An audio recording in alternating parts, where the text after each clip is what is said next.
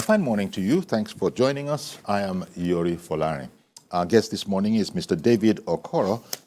He's a security strategy, governance, and development expert. In fact, he's chief security strategist, International Institute for Security and Governance Studies. He's in our Abuja studio. A fine morning to you, Mr. Okoro. Good morning. Thanks for having me, TVC. Good morning. Thanks for having me, TVC. Indeed, our pleasure. You know, well, they would have, viewers would have heard, you know, the emphasis, your specialization is security. And that's because we want to talk about the resurgence of armed banditry and terrorism in Nigeria. At the height of the Naira change crisis, that whole period during the election, people, you know, security agencies recorded a lull in such activities. And therefore, people thought that, were we onto a good thing? But now there are reports that it seems to have gone right back to where it was before, leading me to begin to think that, oh, was it a money thing? Was it because there wasn't money? So there wasn't any profit to be made from kidnapping anybody.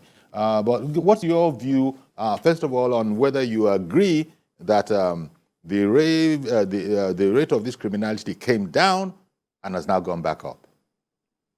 Thank you once more for having me. But anybody who says that the reason for the decline in the number of or the crime we witness, particularly in the area of banditry and terrorism, have not provided any empirical evidence to prove or to support their position. But I would say that I want to provide another perspective. If you go back to the previous elections, yeah. Please continue. Okay, if you go back to the previous election, for instance, in the 2015 election, it was interesting what we saw. Even though at that time there was not much banditry, but we had terrorism full-blown in the southeast, in the northeast. We had elections. The present vice president-elect was the governor of Borno State. Elections were conducted and returns were made in all local governments in the Borno State. The entire 28 members of the House of Assembly also had their election done and they were returned. So there was, for the period of the election, there was no terrorism that was reported.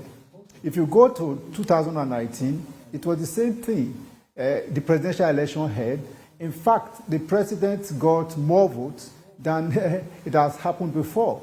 And in all the local governments, in all the constituencies, elections were conducted, and there was results were announced. So what we are seeing happening now in terms of the absence of terrorism and banditry during this past election is something that we have seen before. So, but we need to then interrogate to say, why was it like that? I think that's the question we should be asking. Why was it that at this particular time, the instances I've given you, that there was no banditry, there were no crisis when the election was taking place?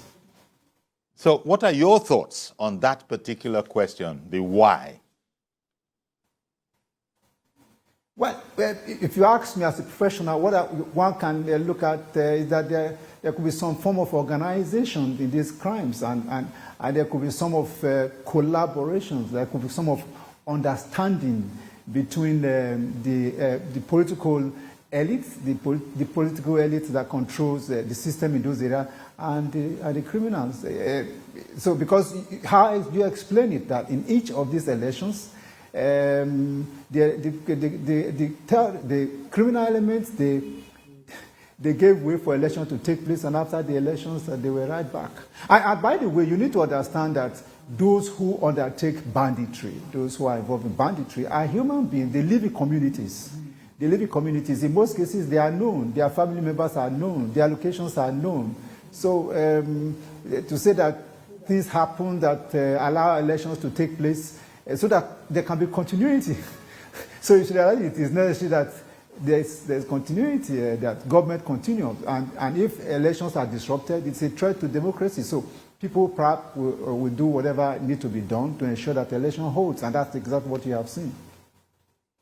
You know, that you, being an expert, have said that, look, this is your personal thought.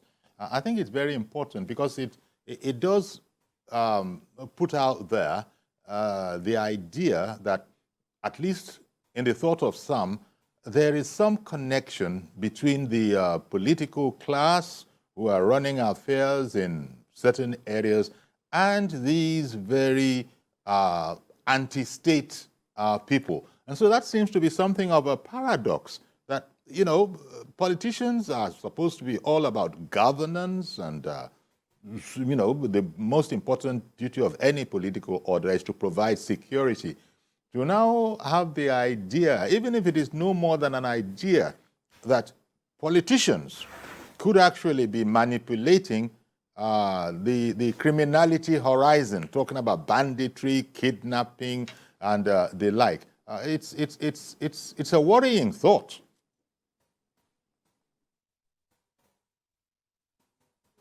Well, for me, okay, I can hear you now. Yes, I'm silent so that you can speak. Okay, well, the point I make is there is no empirical evidence, but I am saying that in my trained mind tells me that, look, we are talking about 3 years. We are talking about 2015, 2019, 2023.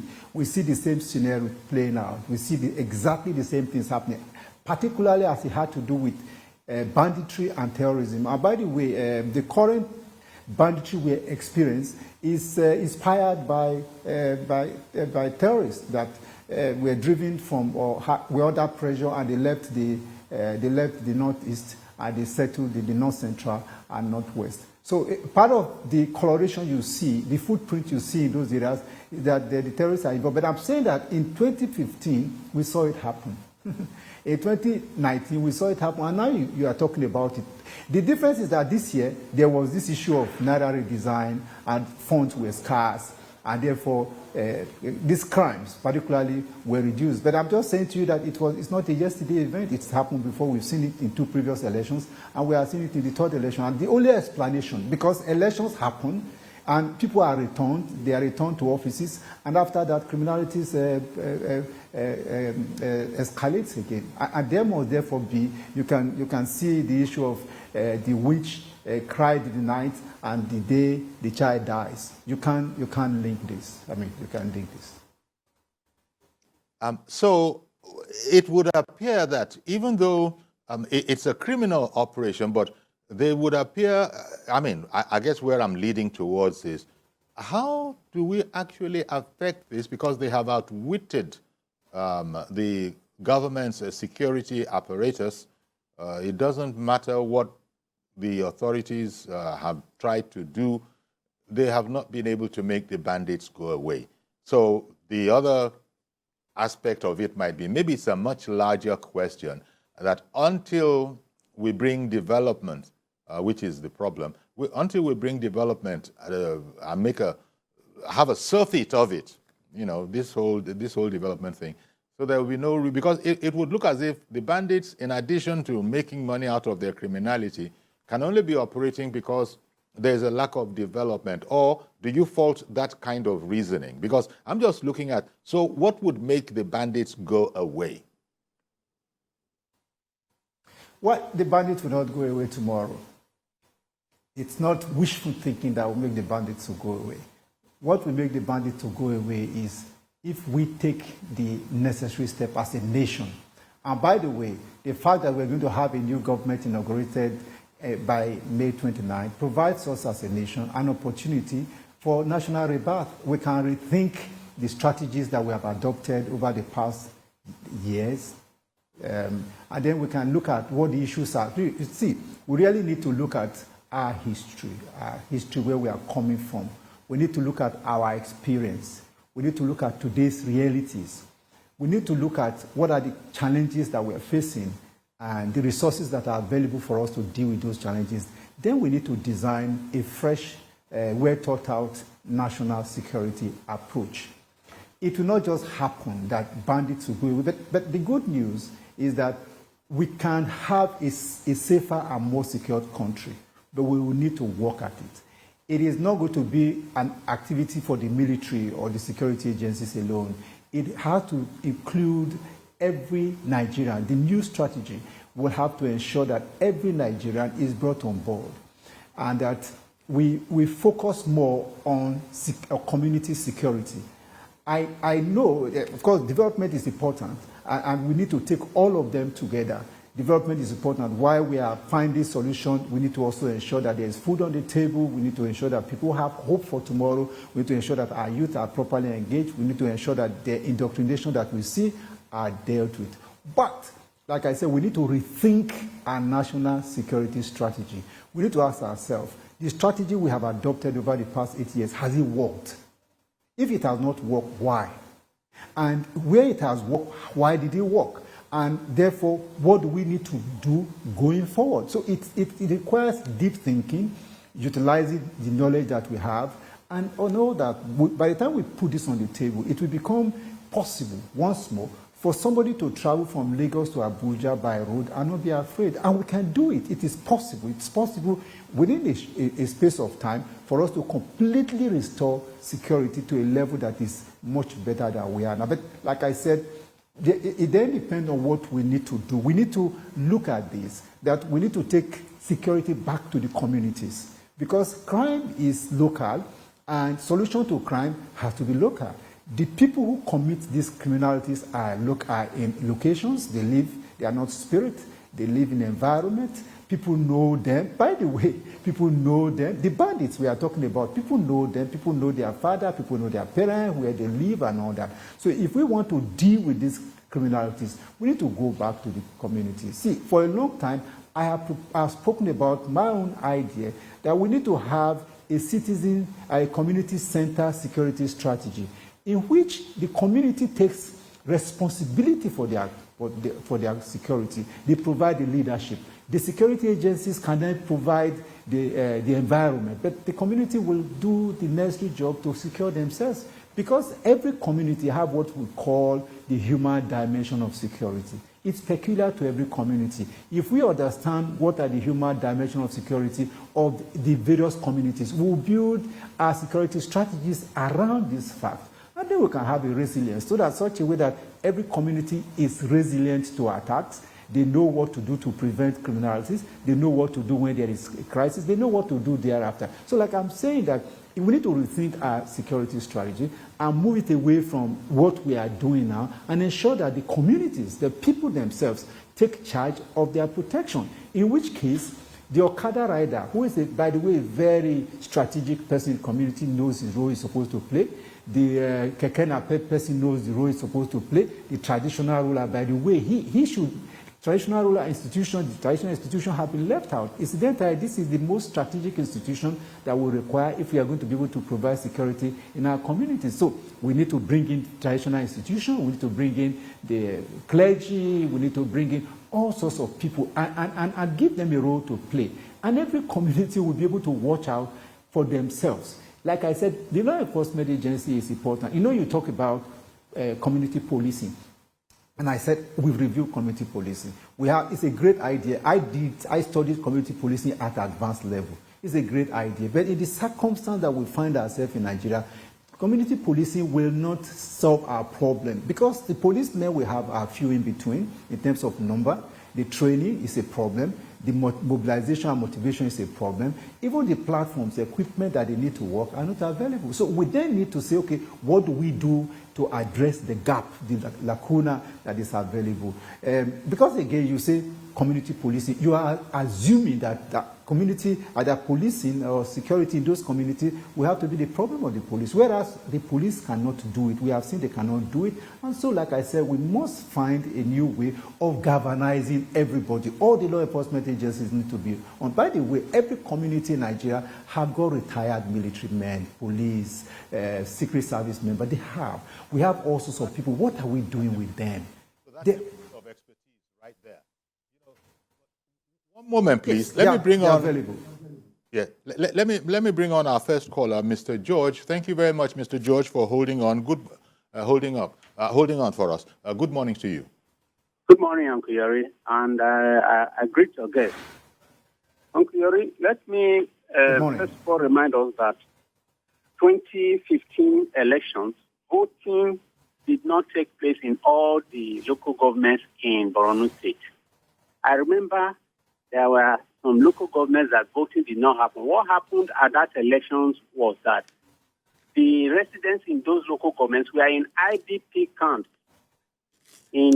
at different points in Maiduguri and other places. They voted at IDP camps because in those IDP camps, they segregated them local government by local government in those places. That was where some of the local government voters voted. So what I also noticed is that when elections are approaching, our security men deliberately push back the criminals so that elections can take place. The kidnapping didn't stop during this cash crunch. We are all here. We are seeing situations where the kidnappers were asking for new Naira notes. Some were asking for dollars. So it didn't deter them. What I think is the problem of Kriori is the political will to tackle this kidnapping and insecurity generally. If the security agents can push the criminals back during elections, something tells me that they can as well push them back permanently or deal with them. But if the political will is lacking, that cannot be achieved. So I agree to some extent with your guest that the coming government should re-strategize as to the approach to tackling insecurity. It is not something that cannot be done. It can be done. Okay. Thank you. Thank you very much for calling in. So, Mr. Okoro, you had said earlier that these people are actually known. They have communities. They are parts of families, so people know them. But Mr. George, our first caller there, he brought up the whole matter about it. You heard him. It's not an impossible task as long as the political will is there. Since these people are known, their families are known, the political will. Give me your comments on that particular assertion. Well, incidentally, I had, because in my PhD thesis, I studied, focused on the crisis, the headers farmers crisis. And it gave me an opportunity to interrogate the political will, the aspect of the political will. Actually, in the fight against insecurity in Nigeria, the number one casualty, or what has been missing primarily, has been the political will. Political will means so many things. It means the competency of those who are in power. It means willingness to take certain action. It means affiliations, their beliefs, ideological beliefs, religious beliefs, ethnic beliefs. It means a whole lot of things. But this is what has been missing in the fight or in our struggle to deal with insecurity. Political will have been very scarce. It's not sure. Let me give you an example. When last July, Mr. Aldo Alero was to be given a title by the Yantodo Emirate in Zamfara State. Now, it was news. Everybody heard about it, that a well-known bandit kingpin that had been responsible for the death of so many people and have created so much problem was going to be given a title by an emir. And at that event, there were law enforcement agencies. The government was aware. Everybody was aware. This guy was, and the guy did say that he didn't even ask for that title to be given to him, but the emir thought otherwise. And Alero did say in an interview that he went around consulting elders in his community. Can you understand? Elders in his community. He went around consulting elders in his community whether to accept this title or reject it. So it means that this criminals in most cases are not hidden. That's why I said we need to go back to a community-centered security strategy, because we know these people, they are not spirits.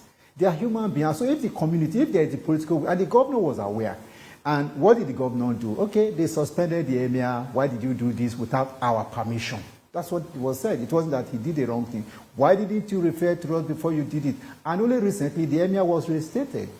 Exactly. So you ask yourself. Exactly. One moment, please, because somebody else is on the line. I beg your pardon for interrupting. I know there's a slight delay between us, but Reverend Dominic has been on the line waiting for a while. Thank you very much for your patience, Reverend Dominic. Good morning to you, sir.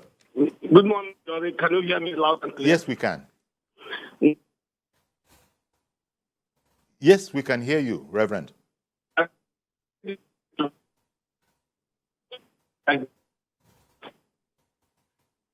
Against called Alhaji Subai, if I pronounce well. And I made this suggestion that the bandits among us, the Boko Haram, are known by governors. And Subai is certainly very well. I didn't but I know what I'm saying. And the pastor don't say yes thing. Now, what the guest is saying that we know these people. They're not ghosts. If you want to take care of the way, but just let me tell you, the collaboration or collab between what I call maybe the bandits and the politicians. You know, one-on-one, I've seen most of these bandits in Abuja where they are ranging. You know, if you see these people, you won't believe what them have confessed have taken 20 million. But the person we were interviewing that day, the shoe he wore was an old betel slipper.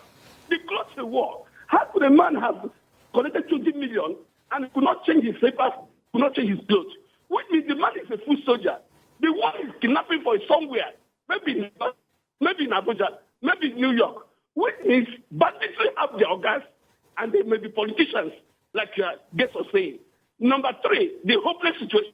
If my friend George said that what happened in the election, that the military will push the criminals back, and after the election they allow them to come back, it's a hopeless situation. It means we're in charge of what's happening and push them back. And when it frees us, we allow them to come and attack us. That's a hopeless situation. Lastly, I was in the media house 4 months ago, December, and I explained fear that by the way the bandits have operated, especially in Ondo, they went to church in Ondo and opened fire. What will when we start campaign fully? Can they run into campaign ground and open fire or explode an explosive? But throughout the whole campaign theory, there was no gunshot. There's a collapse somewhere. Either we agree what is happening to us and fight it as what is happening to us, we put this politics that make them go off and on and keep killing innocent Nigerians. The only thing I want to let Mr. President know, the President let him leave flyover and skyscrapers and an NPC and take care of security. It is a living man subsidy. It's a man that's living that will enjoy skyscrapers. It's a man that's living that will fly in the air. Let us all this thing, and that is disappointment me and George and other people has. That Buhari, who we think as a general, that could fight this in standstill, have led us worse and invest us in 2015. Good morning, sir. Good morning, and thank you very much for calling in, Reverend Dominic. Actually, Mr. Okoro, I've been calling you Mr. Okoro, but you spoke about a PhD thesis there. Should we have been addressing you as Dr. Okoro? If you like. Okay, that's cool. That's cool. We take that correction.